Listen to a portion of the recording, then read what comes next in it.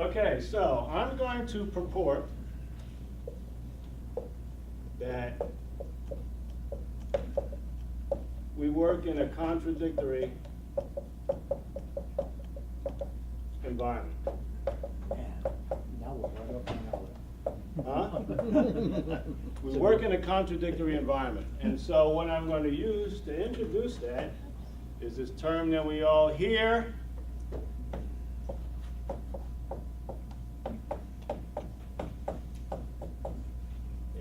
What does that mean? What does that mean? Somebody tells you that after they see all of the grades in your class that you don't have enough academic rigor. What does that mean? Challenging your students All right, so what should you expect the grade curve to look like? ABCs flowing across there. Then you should have that, The bell curve. that damn bell curve, right?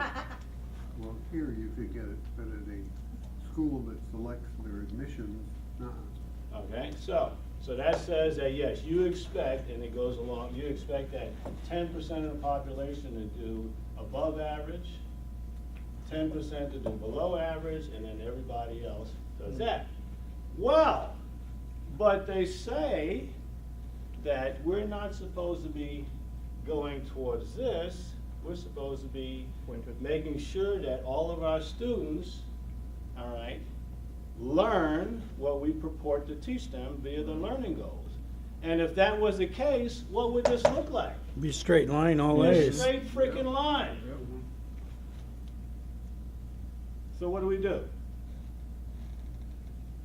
All right, do we ignore this and go for this? If I ask you, Gene, no, Give me a bite, go yes, ahead. before you took your bite, I was nice enough. How do you know? Because, okay, so let's show of hands. Raising your hands mean yes, we do. Do we do assessment? You mean to the As teachers? as an institution, do we do assessment? As an institution, do we do assessment? No. Can I do All like a right. half arm? Say again? Can I do a half arm? All right, so We if talk that's about the it, but we don't case, do it? how do you know if your students are getting it? How do you know? By looking at the learning outcomes, looking at their work and seeing if they match up. All right, how do you know, Charlie? because Letitia and I do assessment, either formally or on an ad hoc basis, continuously. Like Anthony just came to me this morning and said, hey, Fund 101, I think we need to re-examine it. So he's been doing assessment without Without what? Without Without doing recording. anything about it? without recording statistics. Ah, okay. If you read the article, what three things does assessment consist of?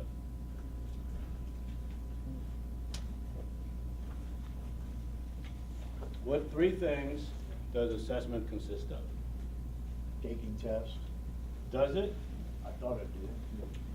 Talking about establishing student Yeah, learning goals and learning objectives. Yeah. All right. Grades don't mean a damn thing. All right? They're too general. It's too general.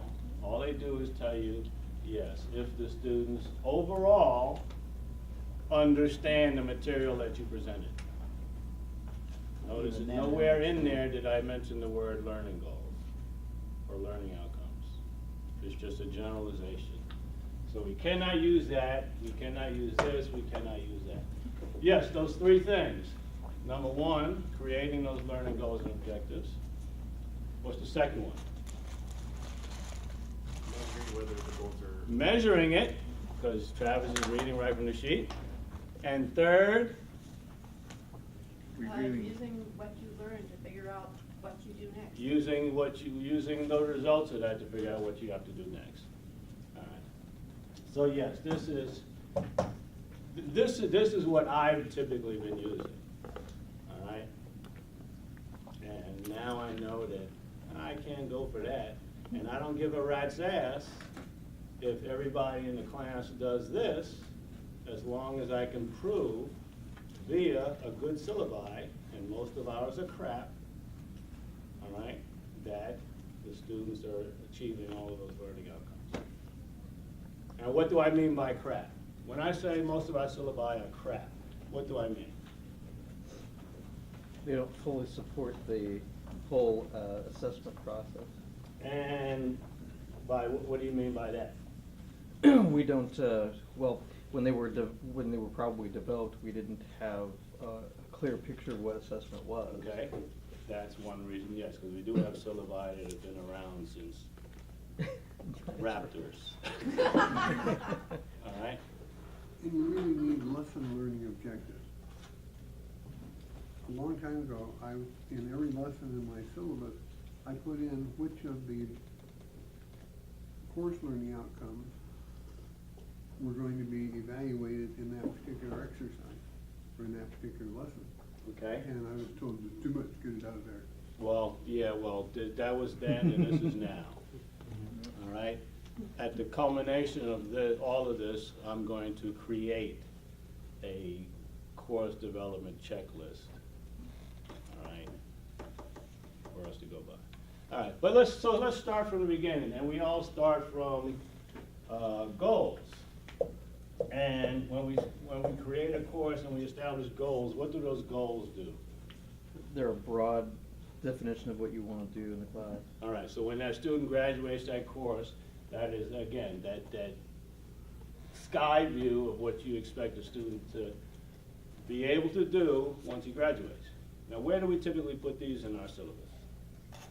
Sometimes we put them as if they are learning outcomes. Yeah, all right, because right now, presently, we have, in our syllabi, we have the course description, and then we have the learning outcomes, all right? So if any place, all right, we should put them in there, in the course description, all right? Let's not overall change, all right, the template, all right? But we want to specify some additional things. Now, being that we know that, all right, we have to target all of those three learning types. Should we, what kind of goals should we establish here? In my mind, I say they should become under two different categories. So we should always have at least two learning goals here, all right? Because. And they should be reasonable. And reasonable, they have to, and well, yeah, and so that we get into down here. But shouldn't we not have, and don't let me influence you, all right? Let's say in a technical class, which most of them are, should we not have a conceptual goal and a performance goal? All right, this student will know this, all right?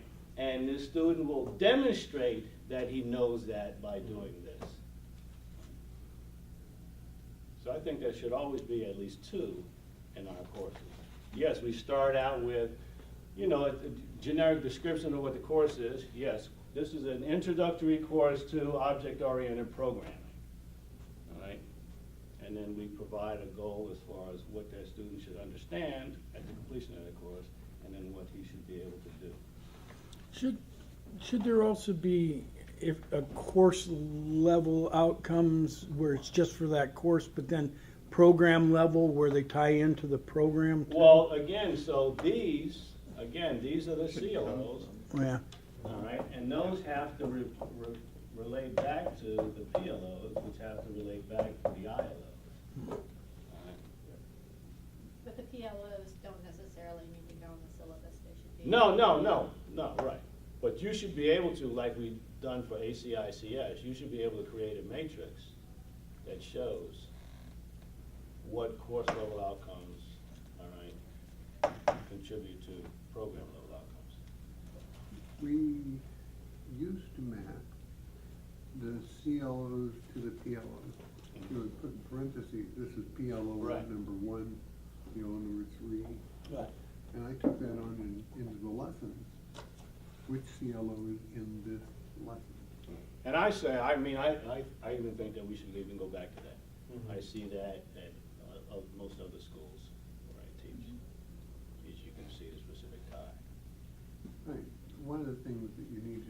to have a reflection. I teach a class, and I then need to go and say, how did that go? Right. What worked, what didn't work? If I don't have lesson learning outcomes, how do I? You can't do that. Can't Right, add you that? can't do that. Yeah, that was fun. All right, so goals, and then the reading calls it objectives, which we know are learning outcomes. And what are the objectives for, or learning outcomes? What are they supposed to do? They're supposed to support your program learning objectives, and they're supposed to support the goals too, right? They're supposed to do this, but then they explicitly define how you're going to meet these goals. All right, so these are explicit definitions. And what do we use to write these explicit definitions? That thing we've been talking about for the last few weeks? Bloom's Well, actually, we taxonomy. talked about, that Bloom's taxonomy.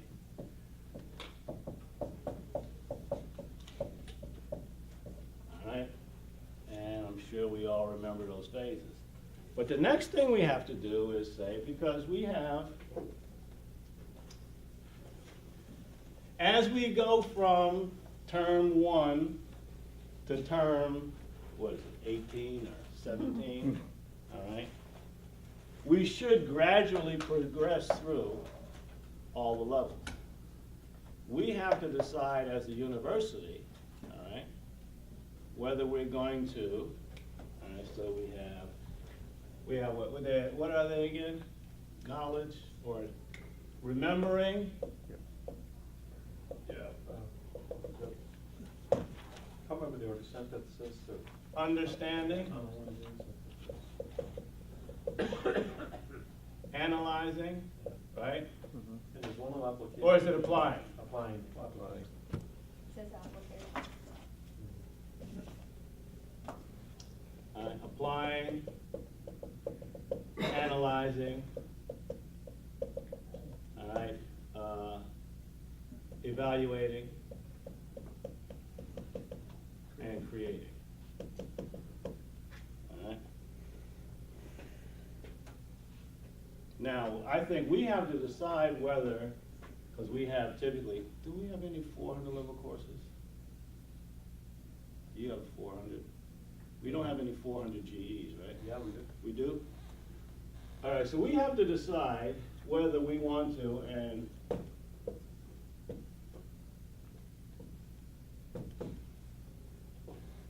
I guess if we have 400 level courses, that makes it easy.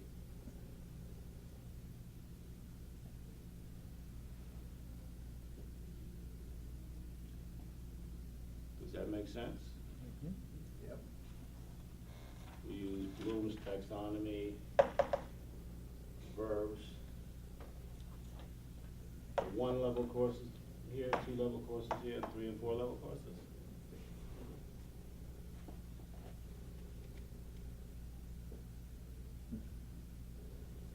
I make my students apply, and I'm 100 level courses. And that, I think that's a little. Well, yeah, and so, yeah, so, because, yes, you have to, and so, yes, that would be, yes. You almost have to in a software development course, all right? Yeah, I think any technology field, yeah. if they can't do it, they don't have it. We do it in the COM 100 class too. Yeah. It's kind of, it was kind of what you said about the conceptual and then the performance. Well, what you could say is that it's the minimum you should have, right, in those. Well, usually you're Yeah, asking that looks further better. to apply towards the later part of the course, right?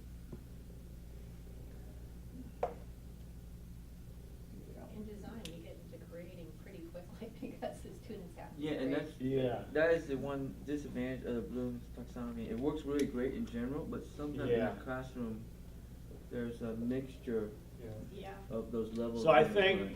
think we have to leave these at the department Right. level. You could really say that they're kind of like a minimum that you should have. Because whenever you're creating a course or revising a syllabus, everyone should participate in that. Because everyone should be considered as possibly teaching that course. Academic rigor comes in here. In the 100 courses, I expect them to apply rise to a certain level. Mhm. When they get to a 200 level course, I would have an expectation that they would do it more independently, more accurately. Their performance would be at a higher level. Right. Yeah, so I think we have to leave that, we can't template that part out. That has to be a discussion amongst the folks. But I think in the written form, if it's in our learning outcome, we stick as close as possible to the Bloom taxonomy. Right. And then it's just. Oh, no, apply that yes, I'm not actual- saying don't do that, I'm just saying where, based on the Right. course, how far do you wanna go up that ladder? And yes, I can see that, yes, in most creative or putting together courses, you want the student to be able to apply. COM 107, COM 100, COM 101, those things. All right, so we talked about those.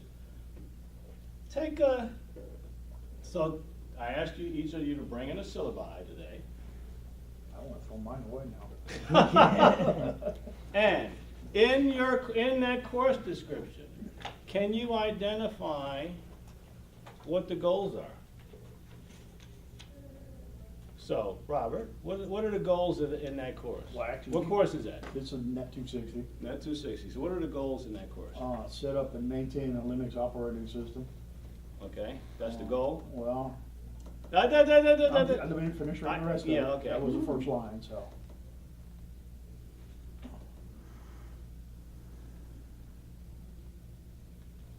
Hell no. No? You want me to read it? Yeah, Yeah.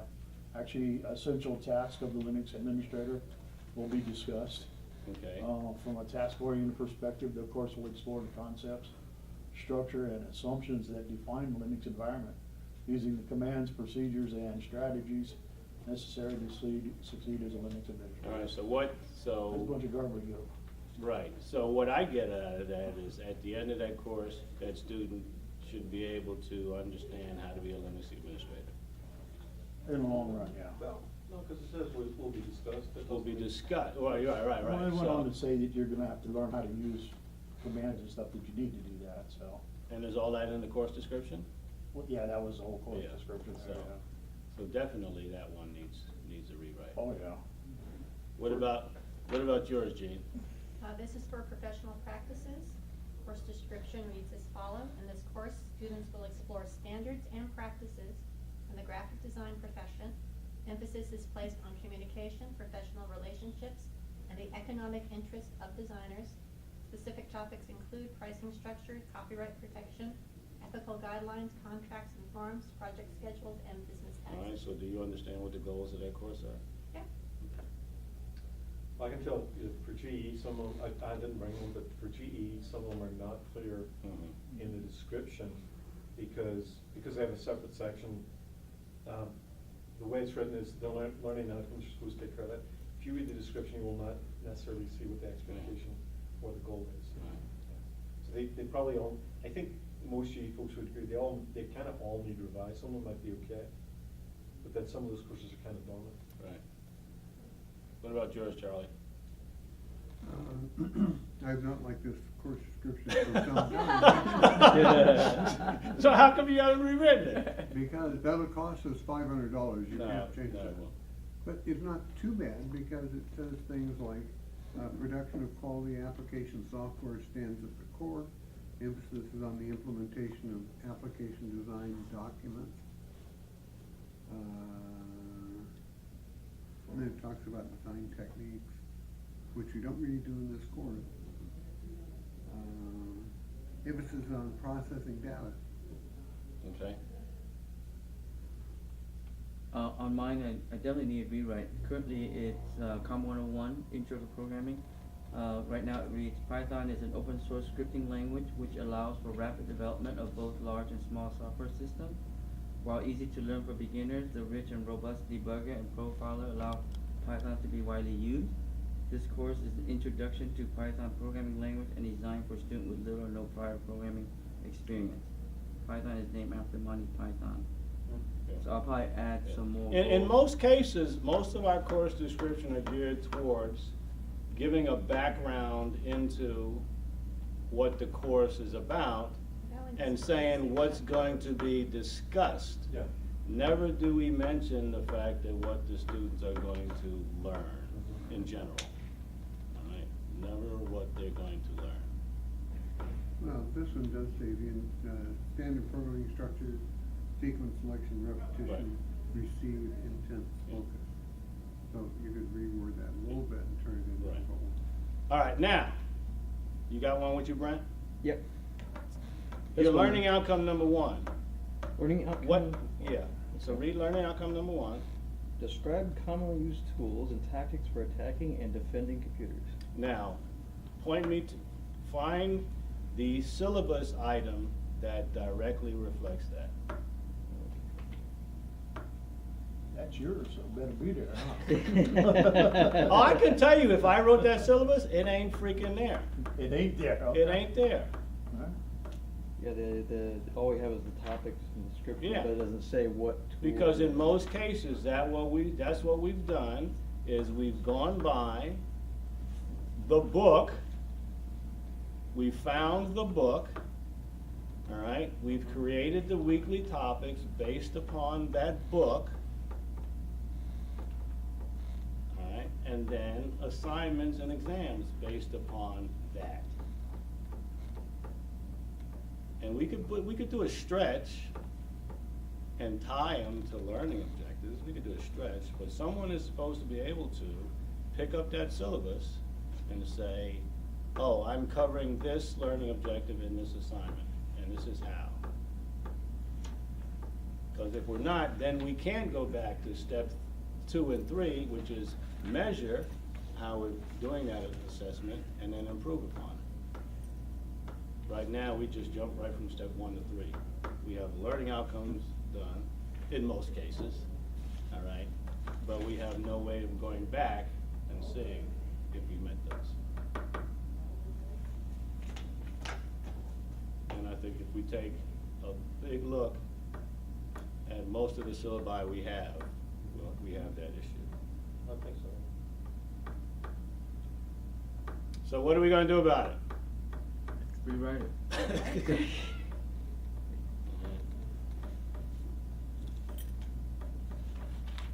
I Now, think, what's the process at the beginning? If we do rewrite it, what are the process that we do or go through so we can actually upload that to WebClass? Is there a approval process? well, number one, yes, so number one, right, you cannot change it right now in the midst of this course. Right. All right? Okay. You can work on it during this course, so Right. people You just just can't can't use use it, it. but you cannot use it. The process as it stands right now is, okay, if you guys create or revise a syllabus, then it's submitted to the program chair, and that program chair should most likely call a meeting of the faculty so that you guys can go over it and make sure that that course can be assessed, meaning that you can show in that syllabus what exercises or exams or whatever have you, all right, support that learning outcome, and then approve it. Then it gets sent to me, and then I upload it to OpenKM. I see. So- Now, do we have to go through ACICS with their problems now and pay them? Can't we just keep the old one, but when we go to the class, we use the There's review? no need to go to ACICS, Okay. just for rewriting a syllabus. Okay. No. It's only if you change the description. Yeah. Mhm. Yeah, Oh, okay. if you try a new program, you have to get. Okay. Mhm. Yeah, you can't change the learning outcomes or the description. You can't change it? You can't.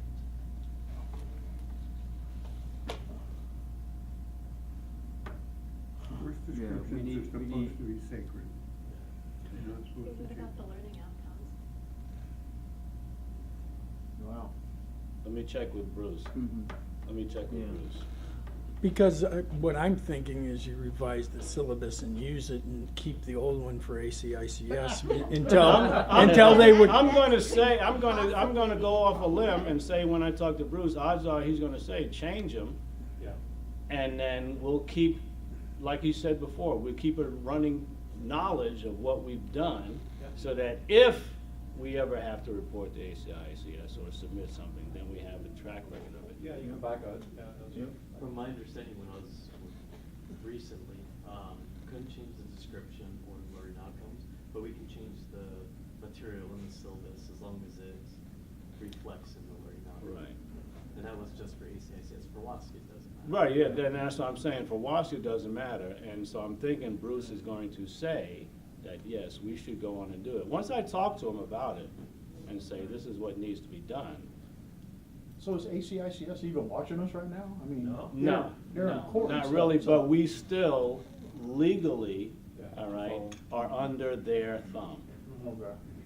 But you don't have to answer to them for another 4 years. Yeah. Yeah, exactly. Right, so, And they won't be there. They're not gonna Yeah. remember the old They shit. they won't, right they now. won't be, they won't exist. yeah. So so again, my plan is, and you can, Okay. Travis has been nice enough to create these little things. I don't trust nothing Travis.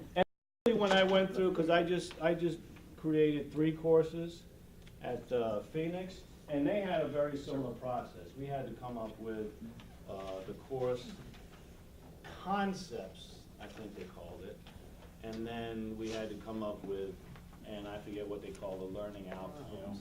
I think they just called it the learning objectives, and then we had to create assignments that matched the learning objectives, so. Thank you, Travis. Thank you, Travis. And if you need more, Travis has them electronically, but no, like I said, my plan is to go on and create a template / check sheet so that we'll have a formal document, all right, like we used to have, as far as creating new courses or revising courses. All the deliverables, Say again? all the deliverables. On all the deliverables. Any questions? So are we supposed to fill this out then, or? You should, Or you take- use take that as a one and- template when you're creating or revising that syllabus. Yeah. Yeah. And a good exercise, if you have an apartment, I mean, you should be able to take an existing syllabus, you should be able to fill this. You out. should be able to. But I'm guessing that. I'm guarantee, yes, guarantee in most cases you will. Now, if you can, if you do, let's say, so for instance, in a lot of the software development courses or what have you, or probably game programming, there's exercises, and those exercises aren't titled. But the instructors are teaching them know what exercises they're doing during a particular week, all right? In those cases, I would not just say exercise 1 and exercise 2, all right? I'd give it an actual name so that anybody looking at that exercise know that, okay, this is an exercise in inheritance, all right? And this deals specifically with this learning objective. Student will be able to define inheritance, all right? Student will be able to create subclasses. Send me a copy of this, will you? Make sense? Yep. Actually, I wanna try it out. Well, I'm gonna do it for my course that I'm Yeah. teaching next term, Yeah, I wanna do it too. so. All right, Thanks, Bill. no problemo. Sir? Thank you.